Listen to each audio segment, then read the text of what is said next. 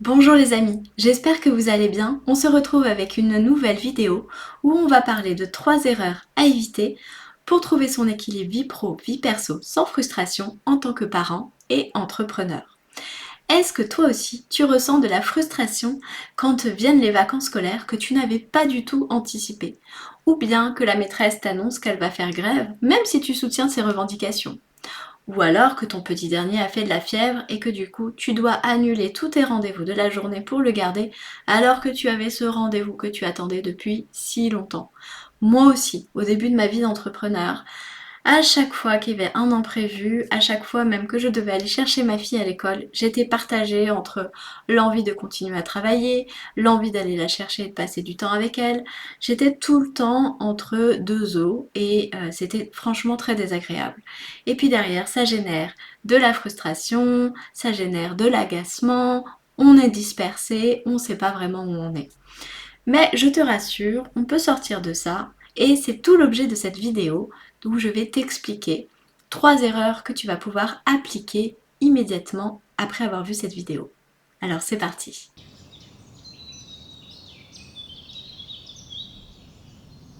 Je suis Lola Cigogno, je suis florathérapeute et consultante bien-être et je suis passionnée par la recherche d'un équilibre entre ta vie personnelle, professionnelle et familiale. Sur cette chaîne YouTube, tu trouveras des astuces, des retours d'expérience, des conseils pour t'épanouir pleinement dans ta vie de parent, d'entrepreneur et d'être humain en remettant au centre ton bien-être émotionnel. Mon but est de te partager tout ce que je sais, tout ce que j'apprends pour développer ton intelligence émotionnelle et te permettre de te relever de n'importe quelle situation éprouvante dans ta vie. Commençons avec l'erreur numéro 1 à éviter quand on veut trouver son équilibre de vie pro, vie perso sans frustration. Ça va être d'oublier de mettre les vacances scolaires dans son emploi du temps d'entrepreneur. Et oui, parce que au début de l'année, il faut quand même penser à mettre ses vacances scolaires jusqu'à la fin de l'année scolaire dans son emploi du temps pour pouvoir prévoir des lancements, pour pouvoir prévoir ses rendez-vous.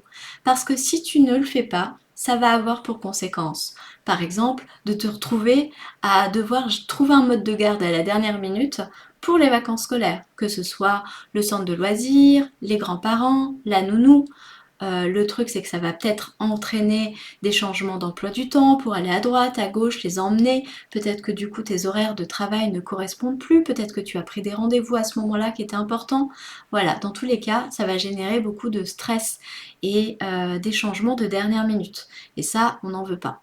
L'autre conséquence que ça peut avoir, c'est que tu vas devoir reporter des tâches qui étaient importantes pour toi ou bien changer ton rétro-planning. Si tu fais partie de ces gens qui aiment bien faire un rétro-planning, moi personnellement j'en fais partie, si tu peux anticiper en fait ce qui va venir chambouler ce planning, ça va te permettre aussi d'avoir moins de stress. Voilà. Ou alors, autre chose, si tu as prévu par exemple un lancement qui va se retrouver à être en plein pendant les vacances scolaires, ça peut te poser un souci parce que tu vas pas être disponible pour vendre pleinement. Sauf si c'est prévu, c'est anticipé, dans ce cas-là, c'est complètement OK, il y a pas de problème. Mais si tu te retrouves à avoir ton lancement et qu'en fait, ah bah non, tu pas vraiment dispo dans la journée, tu vas avoir la tête ailleurs et puis ben, du coup, tu vas certainement moins vendre aussi.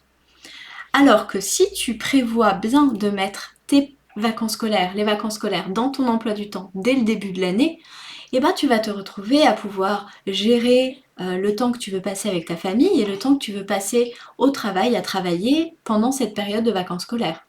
Tu vas aussi pouvoir gérer, enfin apprécier d'avoir de meilleures relations avec ta famille parce que du coup tu seras plus disponible, tu sauras parfaitement où tu en es et donc tu seras ancré dans l'instant présent plutôt que d'avoir l'esprit qui est complètement dispersé.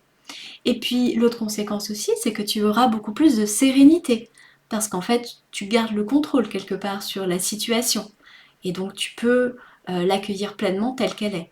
L'erreur numéro 2 à ne pas faire pour trouver son équilibre vie pro, vie perso sans frustration, ça va être de ne pas prévoir de temps libre dans ton emploi du temps pour les grèves, les rendez-vous médicaux, les maladies et les imprévus de dernière minute.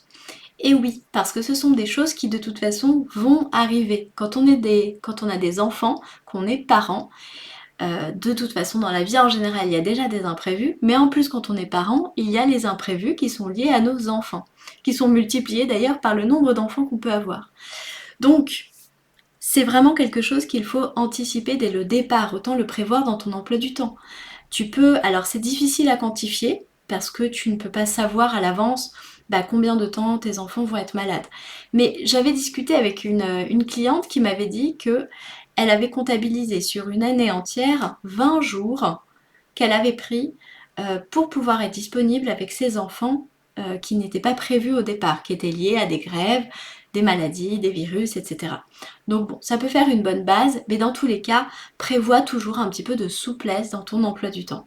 Parce que le problème, c'est que sinon, si tu ne le fais pas, tu risques de devoir chambouler ton emploi du temps à la dernière minute. De toute façon, tu chambouleras ton emploi du temps à la dernière minute, mais là, tu le feras avec beaucoup plus de stress, voire de l'anxiété à l'idée que ça puisse arriver à un moment important pour toi.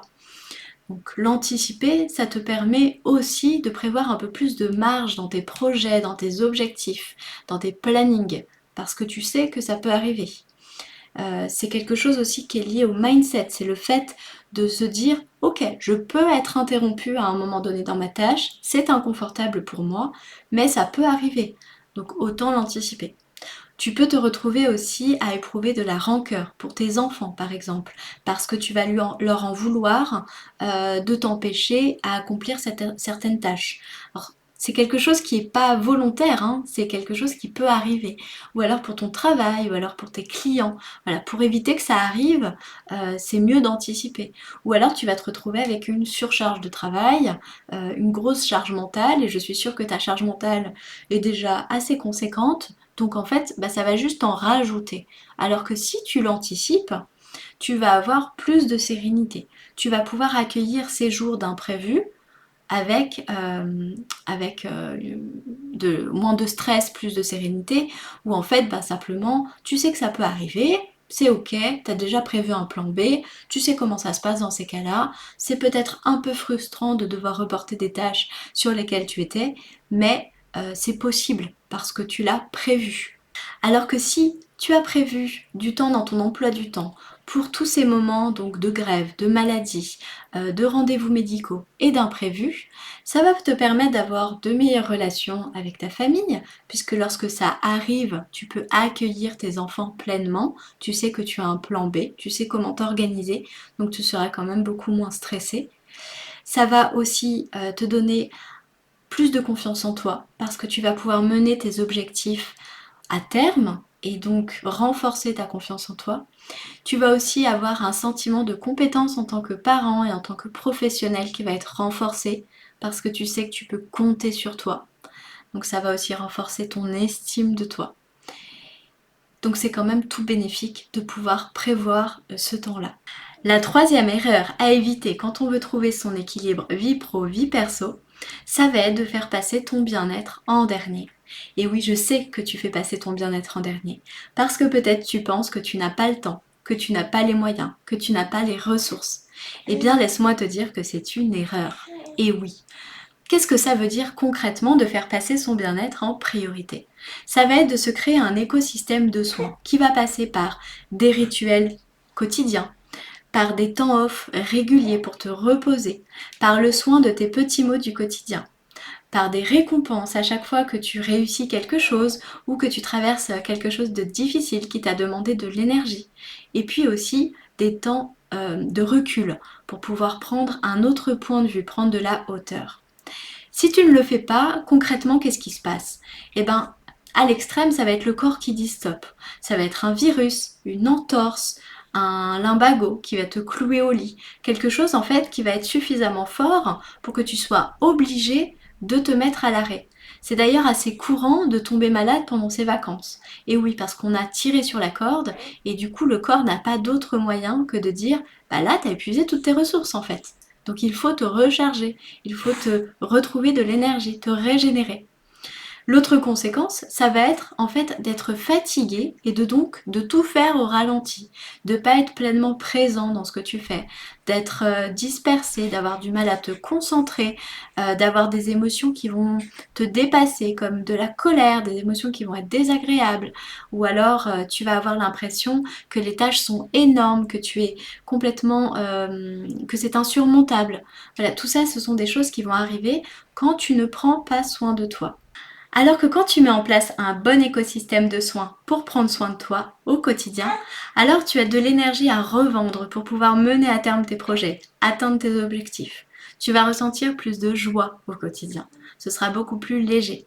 Et surtout, tu vas pouvoir vivre une vie en phase avec tes aspirations parce que tu auras l'énergie nécessaire, parce que tu sauras répondre à tes besoins. Donc pour résumer, les 3 erreurs à éviter pour trouver son équilibre vie pro, vie perso en tant que parent et entrepreneur sans frustration, l'erreur numéro 1, ça va être de ne pas mettre les vacances scolaires dans son emploi du temps d'entrepreneur dès le début de l'année scolaire. L'erreur numéro 2, ça va être de ne pas prévoir des temps en plus, des temps vides, pour pouvoir assurer quand il y a des grèves, des virus, des maladies ou simplement des imprévus. Et l'erreur numéro 3, ça va être de faire passer ton bien-être en dernier et de ne pas mettre d'écosystème de soins en place avec des temps off réguliers, des petits mots du quotidien qui vont être soignés, des récompenses, des rituels quotidiens pour prendre soin de toi et des temps de recul. Voilà, j'espère que cette vidéo t'aura plu, que tu auras appris des choses ou en tout cas que tu auras eu des rappels qui te permettront de mettre tout ça en place dans ta vie pour que tu sois plus épanouie et puis que tu vives une vie qui soit plus en phase avec tes aspirations. Si tu as aimé cette vidéo, n'hésite pas à mettre un petit pouce bleu, à me dire en commentaire ce que tu en as pensé, à t'abonner à la chaîne. Et pour aller plus loin, si tu en as envie, tu peux télécharger mon e-book gratuit qui s'intitule 8 habitudes pour prendre soin de toi durablement en tant que maman et entrepreneur. Il s'adresse aussi aux papas et j'ai eu de très bons retours d'ailleurs à ce sujet. Et donc il est dans les commentaires, le lien est dans les commentaires. Et tu y trouveras aussi un cahier d'exercices pour pouvoir faire des bilans et puis pouvoir faire du tracking sur 21 jours pour vraiment mettre en place ces habitudes et ne pas les laisser s'échapper dans le temps comme on en attend l'habitude. On se retrouve en attendant pour une prochaine vidéo d'ici 15 jours. Prends soin de toi et puis je te dis à tout bientôt. Ciao ciao!